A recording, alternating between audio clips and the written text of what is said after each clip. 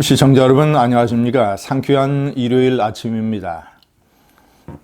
어제 자유한국당이 1단계 장외 대집회를 마쳤습니다. 황교안 대표의 23분짜리 연설을 보면서 저는 지도자의 리더십이라는 것을 생각했습니다.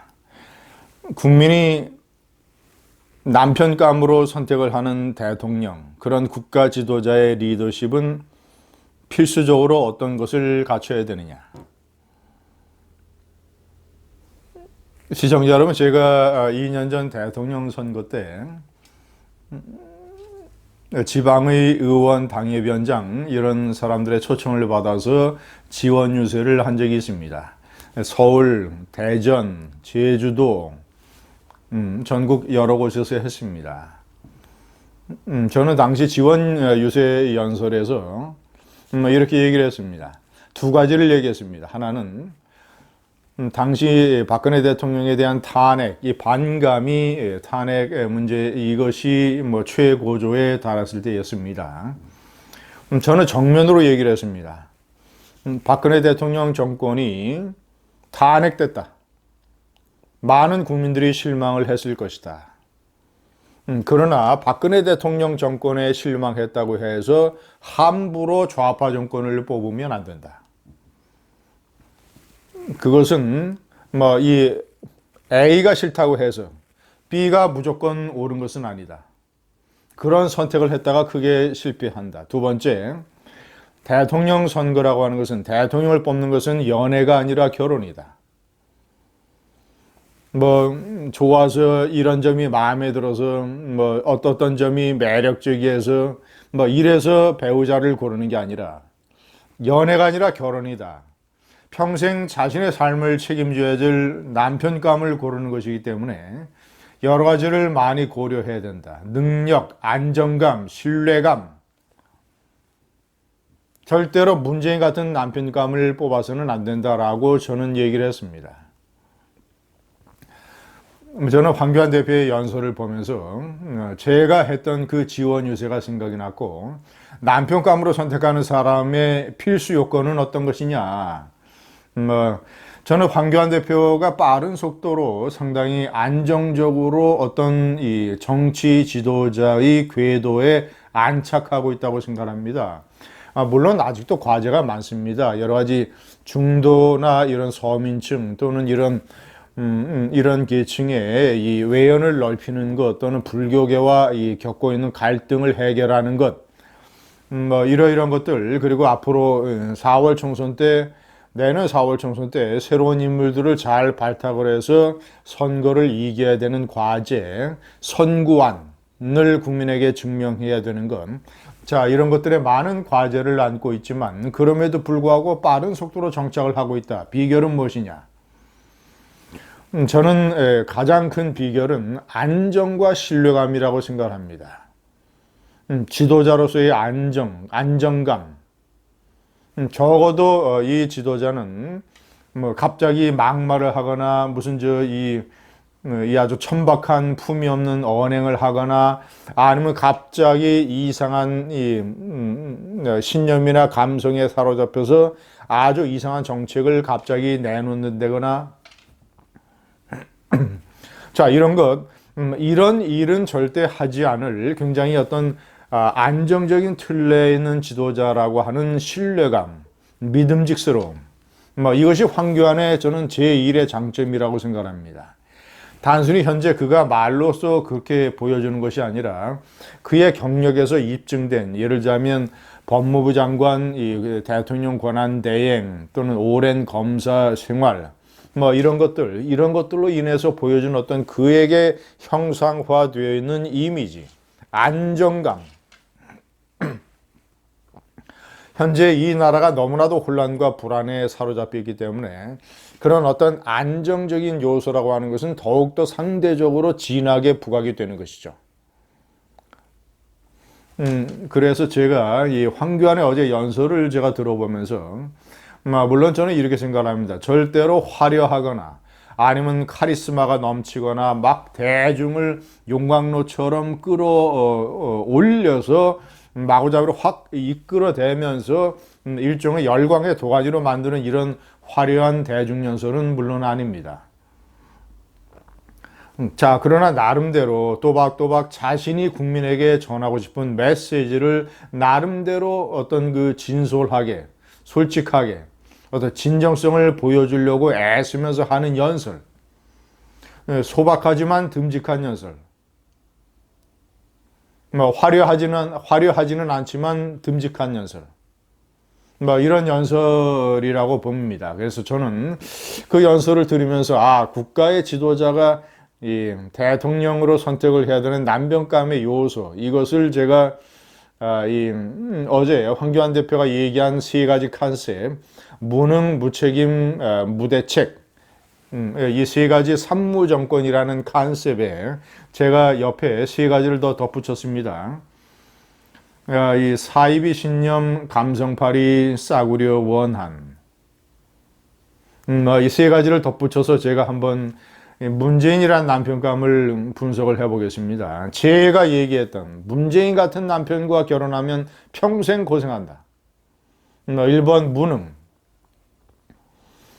어제 황교안 대표도 적절하게 지적을 했습니다만은 아주 무능합니다. 대표적으로 경제적으로 무능합니다. OECD 국가 중에서 경제 성적표 꼴찌 마이너스 0.3%. 이 무능이라고 하는 것은 이 일종의 좌파 정권의 어떤 특징이 아닌지 모르겠습니다. 노무현 정권 때 평균 경제 성장률이 4.3%였습니다. 당시는 여전히 중고 성장 시대였으니까 김대중 노무현 때까지만 하더라도. 자, 그런데 문제는 뭐냐면 상대적으로 비교를 해야 되는 세계의 경제 성장률과 평균 경제 성장률이 4.3%였지만 세계의 평균 성장률의 마이너스 0.5% 뒤진 것이었습니다. 이명박 정권은 3.2%, 이 세계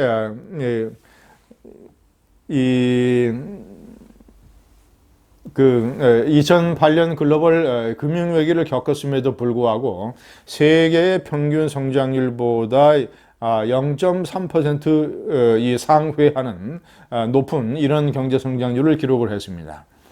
박근혜 정권은 2.9%. 만약에 박근혜 대통령이 탄핵이라든가 이런 혼란 이런 것을 겪지 않았다면, 그리고 임기를 마지막까지 채울 수 있었다라면 아마 2.9에서 좀 더 높아서 3.0 이렇게 간다면 세계의 평균 세계 경제 성장률과 똑같은 정도의 실적을 냈을 것입니다.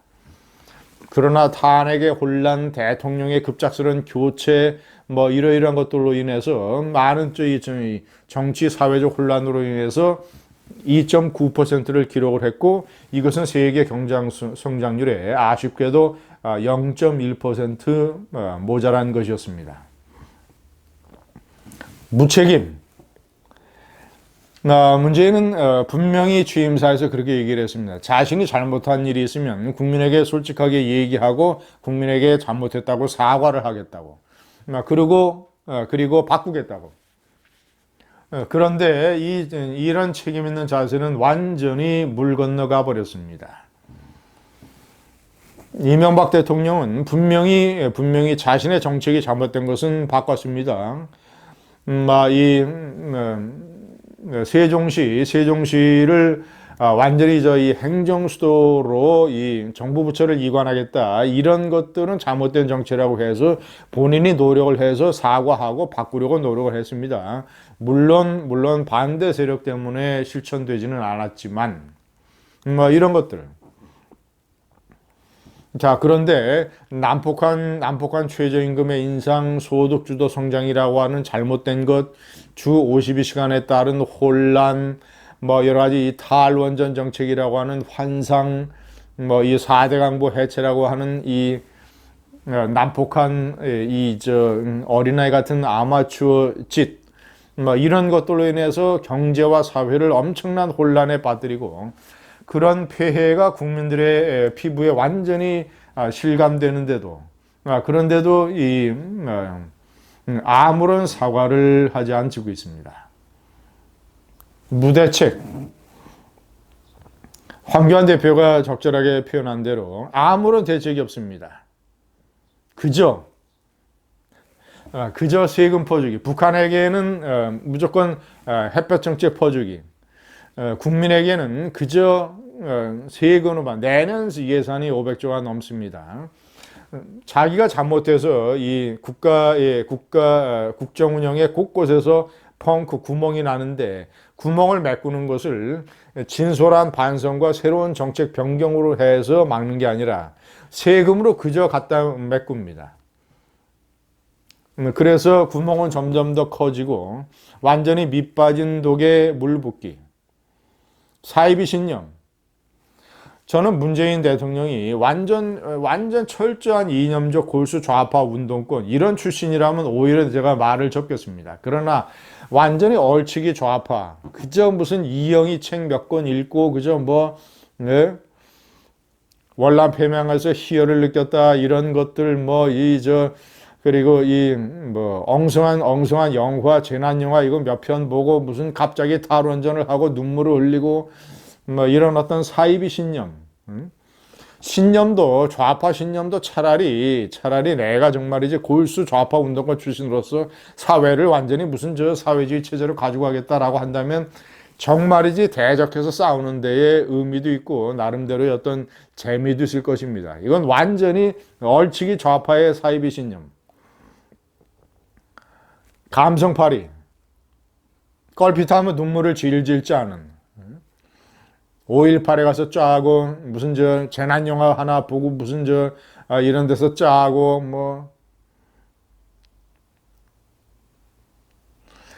이 감성팔이 이 남편감으로서 가장 경계해야 될 대상 중에 하나가 이 감성팔이 남편감입니다. 예?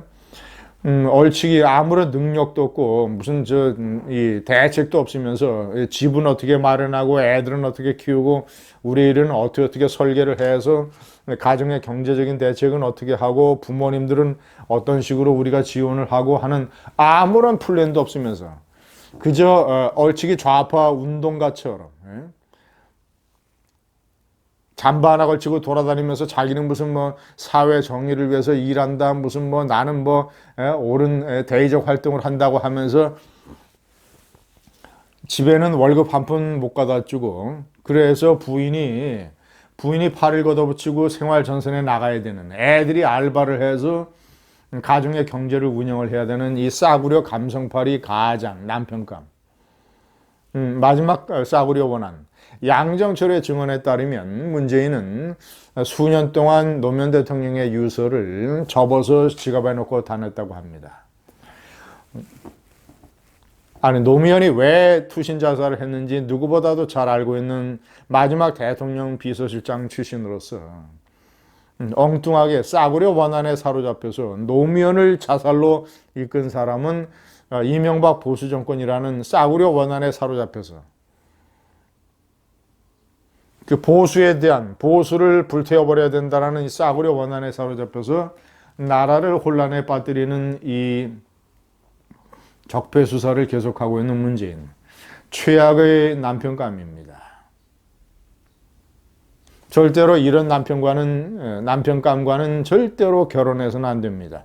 2022년 2년 전 문재인이라는 잘못된 남편을 선택해서 생고생을 하고 있는 많은 국민들 2022년에는 제대로 된 남편감을 골라야 됩니다.